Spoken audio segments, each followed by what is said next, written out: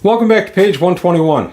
Today we're going to take a look at an offering that's pretty new from Traveler's Aid Society. That's the open game license for Mongoose Traveler.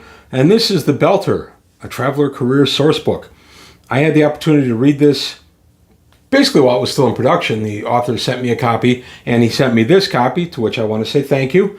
And I want to take a look at it. I enjoyed this. One of the things Mongoose Second was missing was a dedicated Belter career.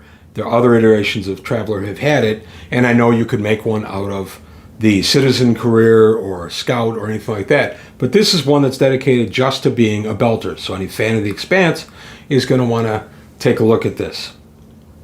So here we get some prose, a flower in the void. It's a little bit of prose to start us out. I always like that in a source book. And then we get an introduction, and this is written by W. Doc Ironwood.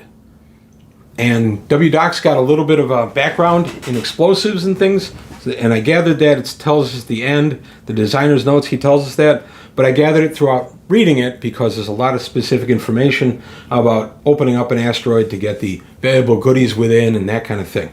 I am not going to show the entire book because I don't want to waste the author's efforts, but I will show select parts.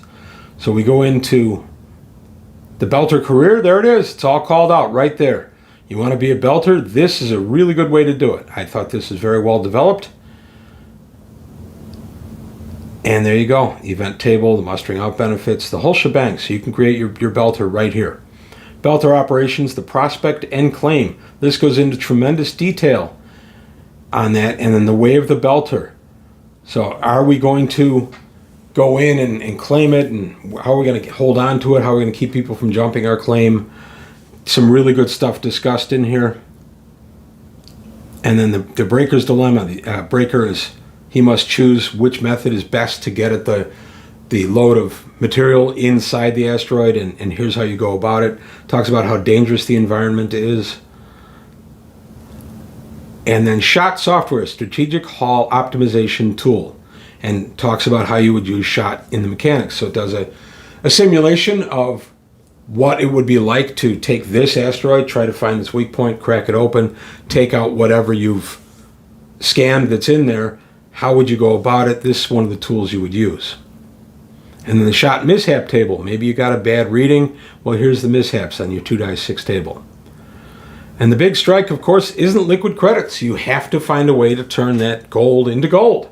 You have to find a way to turn what you've pulled out of the ground, or in this case off an asteroid, into actual money. And it talks a lot about how you're going to do that.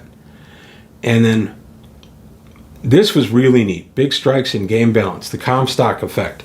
Basically, when you get that big strike of gold, the first guy gets pretty rich. He gets a lot of the value of the gold. The guys afterward, the market actually gets depressed because there's been so much gold found and brought into the market that the value has actually gone down. So you could actually find that the big load that's worth 2 million credits upon sale might be worth a lot less because of market saturation. That was a neat idea. I like that a lot.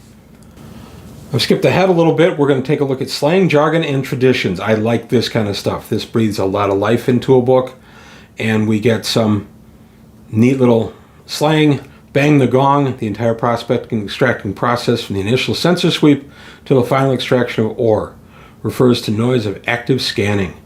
And then we get another one. Spike was another one. A rugged serialized transponder mining beacon that identifies the owner, used to mark an active work claim.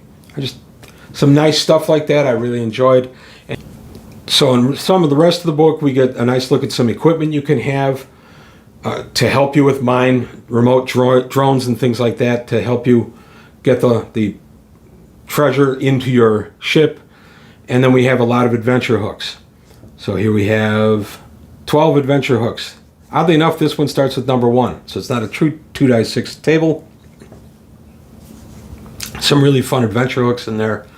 And then we get the designer's notes, which tells us about why the author wrote this.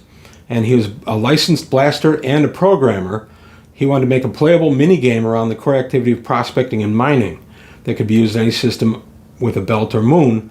giving each crew member a distinct and vital role in the process. That's a cool idea. Sub-game, of course, big part of Traveler's history. So I thought that was good. The only real critique I would like to have seen this at the beginning so that I knew more about the guy who wrote the book.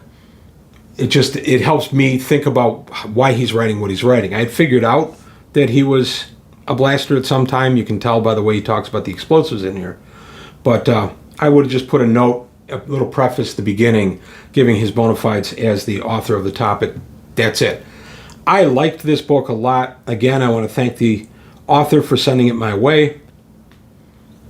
I enjoyed this read a great deal. I actually went back and read several sections multiple times because there's plenty of stuff you can use in here. Now, the campaigns I'm running in Traveler right now would not need a belter, but there are certainly going to be belter NPCs popping up. And in fact, in one of the story arcs I'm going to do for my active duty crew, they're going to be interacting with a group of belters. I haven't figured out what capacity yet, if they're suppressing some kind of labor strike or rebellion, or I haven't decided, or if they're helping with it. I haven't decided what I'm going to do with it yet, but there's definitely going to be a belter in my game, and this is a good opportunity for it. So I like this a lot. I was excited to get, when I read it, I really enjoyed reading it, and I was excited to get my hand on the finished product. This is available right now on DriveThruRPG. I'll put a link to that below. Well done, W. Doc Ironwood. You hit this one out of the park. Published in June of 2026, so yeah, it's very new. And hit this one out of the park, I think, absolutely. So very well done, and I want to thank you for your hard work, and I plan on enjoying it, and I hope others will too. But that's all I've got to say today on page 121. I want to thank you for your time. Thanks for watching. Please leave any comments below, like and subscribe. If there's other stuff out there under the Taz emblem or anything else that I'm missing, please let me know. I'm always interested in reading new stuff. So let me know. Also, please take a look at the Patreon, see if you can help me out there. Like and subscribe, tell your friends. Let's keep the channel growing. That's all I've got today on page 121. I want to thank you for your time. Thanks for watching, and I'll see you next time.